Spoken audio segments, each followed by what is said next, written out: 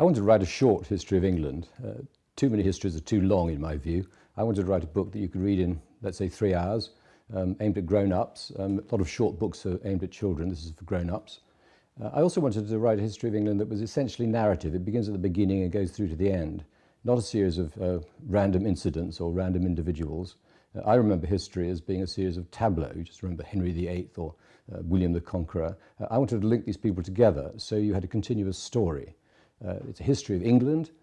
I didn't want to do Scotland, Ireland, Wales. They have their own histories, but they often swamp histories of Britain, as they're so called. I wanted to do a history of England, which you could read in a short period of time, which reminded you of all the most important dates, kings, events, battles, and so on, the old-fashioned history.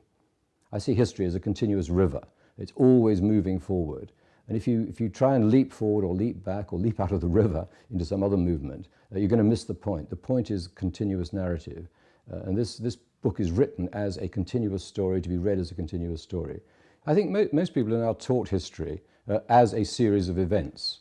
They're taught about the Tudors, they're taught about the Normans, taught about the 2 world wars. I wanted to see how they link up. I wanted to give you a brief, brisk sort of trot through history, the river of time, where you saw why one cause led to one effect.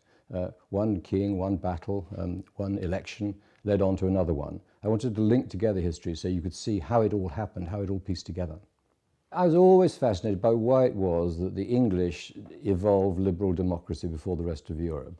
We just simply were in advance of everybody else until at least the 20th century. And I sort of put it down to the old traditions of the Germanic tribes, which the Victorians also thought were rather splendid, partly because Queen Victoria married a German. But I do think that there was something unique about England. It enabled us to be peaceful for most of our history. That peacefulness enabled us to prosper. We built up a huge empire, the biggest the world had ever known.